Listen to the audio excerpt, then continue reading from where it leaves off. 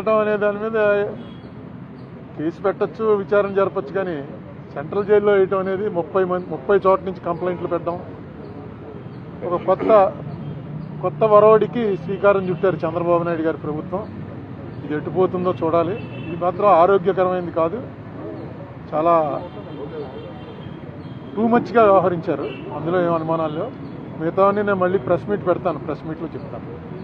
Health condition ఎలా ఉంది? ఒక మాజీ మంత్రికి ఇక్కడ ఇవ్వాల్సిన మినిమం దాని గురించి ఏమి నేను మాట్లాడలేదు.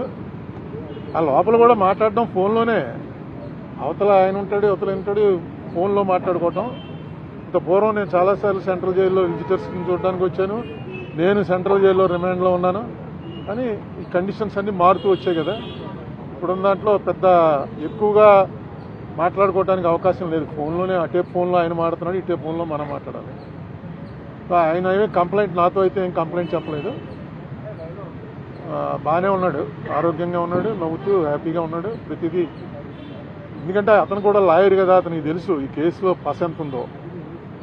ఈ కేసు వల్ల వాళ్ళ పార్టీకి, అతనికి వ్యక్తిగతంగా కూడా చాలా బెనిఫిట్ జరిగిందని అనుకుంటున్నాను నేను. ఎందుకంటే కక్ష సాధింపు ధోరణితోటి చేసినటువంటి ప్రయత్నం అని క్లియర్గా అర్థమైపోతుంది. కనీసం అక్కడ ఇంటి మీద దాడి చేస్తుంటే 6 గంటల సేపు మనం అందరం చూసాం కదా. వాళ్ళని కనీసం ఏ మేజిస్ట్రేట్ ముందో ఆధారపరిచి చిన్న డ్రామా అన్నా చేయవలసింది. స్టేషన్ బెయిల్ ఇచ్చి పంపించారు ఆర్సన్ కేసులో. ఆర్సన్ కేసు అంటే ఇంటి మీదకి మంటలు వచ్చేలాగా పెట్రోల్ బాంబులు విసిరితే దాంట్లో స్టేషన్ బెయిల్ నేను ఎప్పుడు వినలేదు. అలాగే తిట్టాడన్న కేసులో తీసుకొచ్చి అప్పుడే 2 వారాలు అయిపోయినట్టుంది, తీసుకొచ్చి సెంట్రల్ జైల్లో పెట్టడం, ఇది టూ మచ్ అనమాట. ఇది ఫస్ట్ ఆఫ్ ఇట్స్ కైండ్ అనుకుంటున్నాను. ఏదైనా చూద్దాం ఇది ఎటు దారి తీస్తుందో. ఓకే అండి.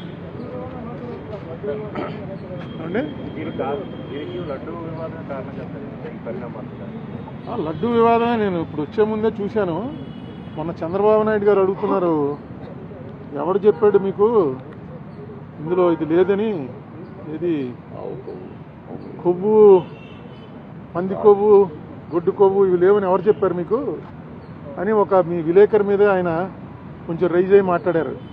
ఎవరు చెప్పారు, ఎక్కడ చెప్పారు, నీకు కల వచ్చిందా అని అన్నారు కదా. అది ఇదిగో వాళ్ళు వేసినటువంటి సిట్ రిపోర్ట్లో 20వ పేజీలో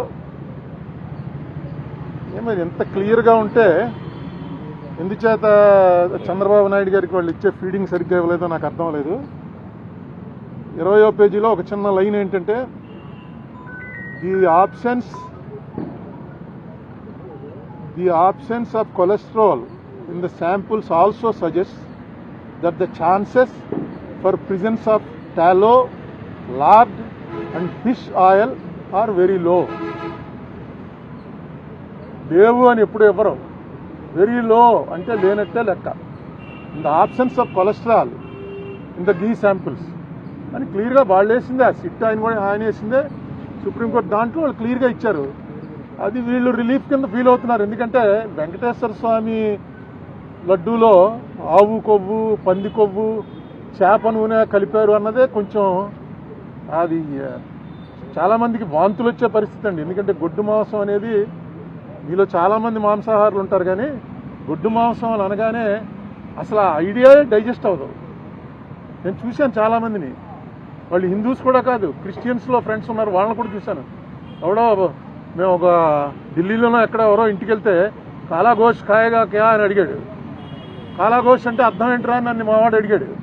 అంటే కాలా గోష్ అంటే గేదె మాంసం ఏంటుందిరా, కాలా అంటే గేదె కదా అని చెప్పి, గోష్ అంటే గొడ్డు మాంసం, కాలా గోష్ అన్నాడు. అనేటప్పటికి గొడ్డు మాంసం పెట్టేశాడా అని వామిటింగ్ వచ్చింది వాడికి. అదేంట్రా ఎంతండి, నాకేం రాలేదు నీకు వచ్చింది ఏంటంటే గొడ్డు మాంసం అలా పెట్టేస్తాడు రాయుడు అంటే, వాడేమో లేదు తింటారా అని అడిగాను, ఇంతే తప్ప పెట్టలేదు అని. నాకు అది చూసి ఆశ్చర్యపోయింది. ఇది జరిగి ఎప్పుడే 40 ఏళ్ళు అయింది. అటువంటిది మాటికి ఇందులో గొడ్డు మాంసం కలిగింది, పంది కొవ్వు కలిసింది, చేప కొవ్వు కలిసిందని. వెంకటేశ్వర స్వామి కదా, వెంకటేశ్వర స్వామి అంటే మనకు ఎవరికి గుర్తుండదు ఫస్ట్ ఎప్పుడు చూసామో. ఇప్పుడు కూడా వెంకటేశ్వర స్వామికి ఉన్నటువంటిది ప్రపంచంలో నాకు ఎక్కడా ఉండదు. ఆ రష్ నేను చూసాను, నార్త్ ఇండియన్స్ వచ్చి చూసి ఏంటిది రోజు కుంభమేళ ఇక్కడని, అంత జనం, అంత వెంకటేశ్వర స్వామి అంటే ఆ దాంట్లో అన్నిసార్లు అనకూడదు. అసలు నిజంగా జరిపిన వాళ్ళని శిక్షించడానికి ప్రయారిటీ ఇవ్వాలి, కానీ దీంట్లో నిన్న ఇంకో మాట అన్నాడు ఆయన, నాకు ఆశ్చర్యం వేసింది. ఇది అవినీతి కాదుట, హిందూ మతాన్ని నాశనం చేయటం కోసం పన్నిన కుట్రట. హిందూ మతం నాశనం అవటం, నీ నాశనం ఎవడన్నా చేయగలడా దీన్ని? అది కుట్రండి. ఎవడో తప్పు చేశాడు వాడిని పట్టుకోవాలి. ఇంకా కెమికల్స్ అవి ఉన్నాయంటున్నారు. ఆ కెమికల్స్ కూడా ఆయన ఇచ్చిన కంపారిజన్, మనం టాయిలెట్స్లో వాడే యాసిడ్లన్నీ తీసుకొచ్చి ఇందులో కలిపారని, ఏదో రకంగా ప్రజల్లో ఒక ఎవర్షన్ పుట్టించాలి. తిరుపతి లడ్డు అంటే అంత టేస్ట్గా తినేవాళ్ళకి ఆ లడ్డు చూడగానే ఇందులో ఏముందోరా బాబు అని అనిపించే భయం కలిగించాలని సీఎం లెవెల్ మనిషి అలా మాట్లాడటం కరెక్టే? ఇప్పుడు నేను సీఎం గారి ఇంటికి వెళ్తే నాకు కప్పులో టీ ఇచ్చారు. ఆ కప్పు పట్టుకుని ఇది ఏంటనుకుంటున్నారు ఈ మెట్లో, ఈ మెటీరియల్ మనం టాయిలెట్స్లో కమోడ్లు వాడతామే, ఆ కమోడ్ మెటీరియల్ తోటి కప్పు తయారు చేసి కప్పులో ఇచ్చారు. నిజమే, అది కమోడ్తో పోల్చడం ఏంటి? పింగాణితో అనేక రకాలు తయారవుతాయి, కమోడ్తో పోలుస్తారా ఎవడన్నా? నాకు ఎందుకు చాలా ఆశ్చర్యం వేసింది. ఏంటి ఇదే ఇలా మాట్లాడు సీఎం గారు? ఎప్పుడు అంత బ్యాలెన్స్ తప్పి మాట్లాడ్డు. చాలా కాలం నుంచి ఆయన సీఎంగా చూస్తున్నాం కదా, ఎందుకు ఇలా మాట్లాడుతున్నాడు ఏంటి? ఎంత అందులో టాయిలెట్లు కడిగే వాటిని తీసుకొచ్చి కలిపారని. ఇది బ్లాస్ఫమీ అవుతుంది. బ్లాస్ఫమీ అంటే దైవద్రోహం.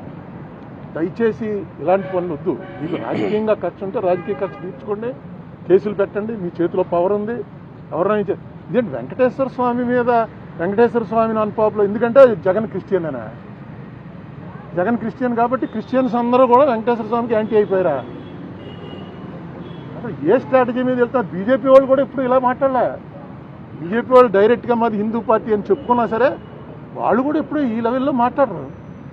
మరి చంద్రబాబు నాయుడు గారు పునరాలోచించండి, ఇది కరెక్ట్ కాదు.